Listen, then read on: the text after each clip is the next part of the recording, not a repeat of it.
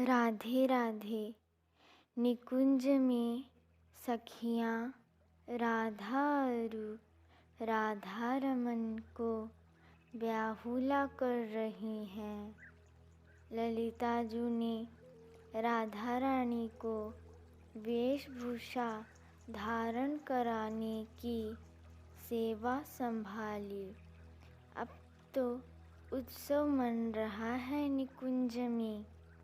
सखियों ने कहा कि अब तुम युगल सरकार को ब्याह के बंधन में ही बांध देते हैं कि तुम्हें छुपते छुपते मिलने की ज़रूरत ही नहीं रह जाएगी। यहाँ श्याम सुंदर भी अपने कुंज में सजने लगे और श्यामाजू की तो तैयारी क्या कहना।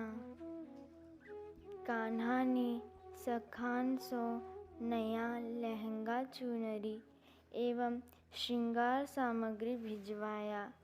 मेहंदी लगाने में मंजरी की आतुरता आज पूर्ण हो रही है। मंजरी मेहंदी लगाने बैठी व्याहुला के लिए। हाथ में प्रियतम का नाम लिख दिया और युगल को चित्र बनाकर सुंदर मेहंदी बनाया। राधा रानी देख रही हैं कि कितनी प्यारी सी मेहंदी रचाई है मंजरी ने, और बोली, अरे मंजरी, तुम क्या कृष्ण से मिली हो कभी? तुमने तो बिल्कुल कृष्ण के चेहरे को मेरे हाथों पर ज्यों का त्यों उतार दिया। मुझे तो लगता है कि अभी वो प्रियतम बोलेंगे।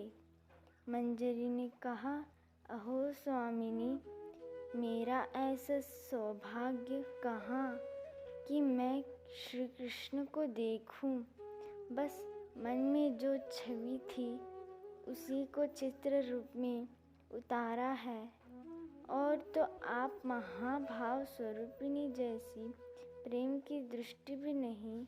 जब तक आपकी कृपा न हो तब तक हम कृष्ण को जाने भी तो कैसे, देखे भी तो कैसे। सुनकर राधाजू लादिन हो गई।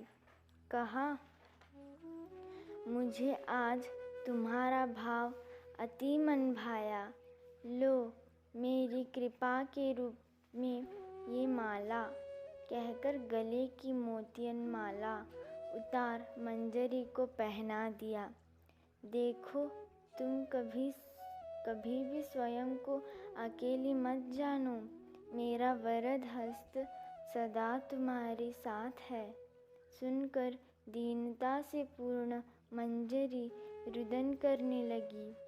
सखियाँ बोली, अरे अब रोना नहीं, अब तो हमारी स्वामिनी सजनी सजकर प्रियतम की दुल्हन बनने वाली है, कहकर हंसने लग गई।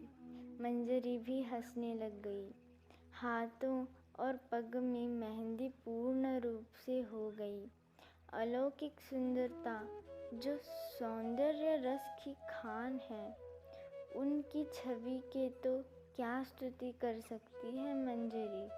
पर नयन में बस जाए ये छवि और उर में उत्तर अंतःकरण के चित्तपटल पर छप जाए, और तब मैं अंतःकरण के द्वार बंद कर लूं, ताकि और कुछ चला ना जाए। बस मेहंदी में सजे दो कर कमल एवं पद कमल चित अटक जाए। सुंदर 16 श्रृंगार कर दुल्हन बनी मेरी रासेश्वरी किशोरी जू। वहाँ तो किशोर जू भी तो क्या लग रहे हैं, सुंदर मनमोहन। पर मस्तक पे मोर पंख तो कहीं नहीं है। ऐसे में कृष्ण की शोभा। तभी मंजरी वन में जाकर मोर पंख ढूंढने लगी।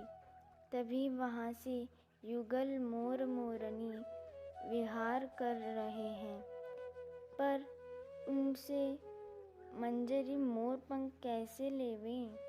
वो जब नाचते हैं तब उनके पंख बिखरते हैं।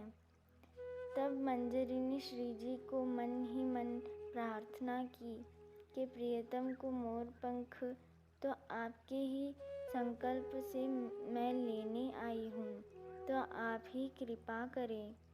तभी श्री जी की कृपा ने बादल का रूप धर वर्षा करने लग गई और वे युगल मोर नृत्य विहार करने लग गए और परम आह्लादित होकर मोर पंख को बिखरने लग गए।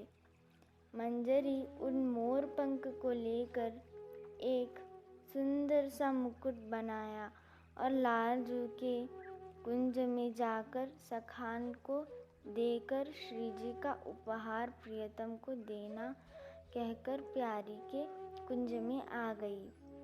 वर्षा में भीज कर मंजरी आई देख लाडली जू ने मंजरी को वस्त्र आदि बदल कर ब्याहुला के लिए सजने को कहा। अब तो सखिया मंजरी सब सज गई और निकुंज में जहाँ ब्याहुला होने की तय है वहाँ आ गई।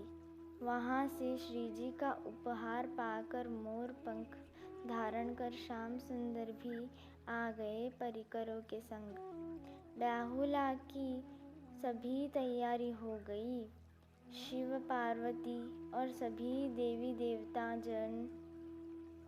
जड़ चेतन सभी जीव इस स्वर्णिम दृश्य के सहभागी हो रहे हैं। कृष्ण ने ब्रह्मा को स्मरण किया, तभी ब्रह्मा प्रकट हुए एवं मंत्रोच्चारण करके प्रिया प्रियतम का ब्याहुला बड़ी सुंदर रूप हो गई। सभी इस अलौकिक दृश्य को देख बलिहारी बलिहारी हो गए।